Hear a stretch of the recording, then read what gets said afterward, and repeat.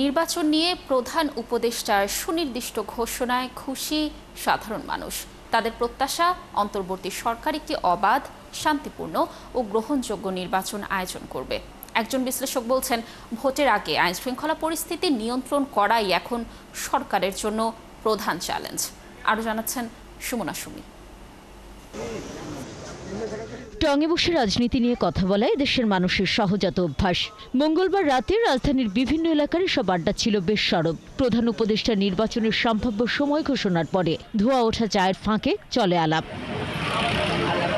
প্রধান উপদেষ্টার এমন ঘোষণা আশার সঞ্চার করেছে জনমনে। নির্বাচন সরকার আইলে নতুনভাবে কাজ কাম ধরবে, মানুষের টাকা পয়সা হইবে, আমাকেও পয়সা হইবে।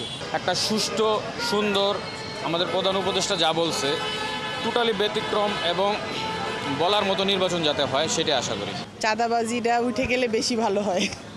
রাস্তাঘাটে ছিনতাই, চাঁদাবাজি এই জিনিসগুলোর দিকে খেয়াল রাখলেই বেশি ভালো।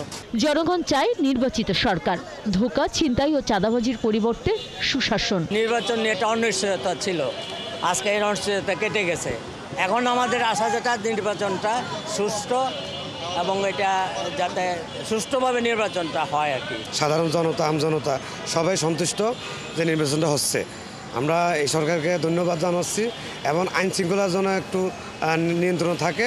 নির্বাচন নিয়ে যে অনিশ্চয়তা বা সংকট ঘনীভূত হয়েছিল সেটা অনেকাংশে দূরীভূত হয়েছে এবং কি আমরা ডক্টর ইউনূসের এরকম কথায় আমরা আশ্বস্ত হতে চাই। খেটে খাওয়া মানুষের প্রত্যাশা, নির্বাচিত সরকার এলে ঘুরবে ভাগ্যের চাকা। দেশে নির্বাচন একটা সুষ্ঠু অবাধ নির্বাচন হইলে আমরা বাঙালি মায়ের সন্তান, সবই বাঙালি।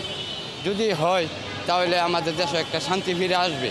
আল্লাহ সরকার যেই আসুক, সাধারণ মানুষের জন্য ভালো হবে নির্বাচন হইলে।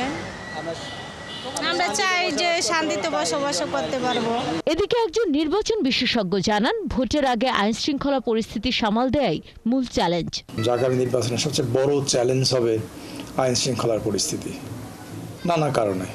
তো এইটাকে মোকাবেলা করার জন্য রাষ্ট্রের পক্ষ থেকে, ইলেকশন কমিশনের পক্ষ থেকে ইতিমধ্যে নানা রকম পদক্ষেপের কথা চিন্তা করা হচ্ছে। তিনি আরো বলেন, নির্বাচনী ব্যবস্থা নিয়ে সংস্কারের যেসব সুপারিশ করা হয়েছে সেগুলো বাস্তবায়ন করা গেলে অবাধ, নিরপেক্ষ ও সুষ্ঠু ভোট হবে।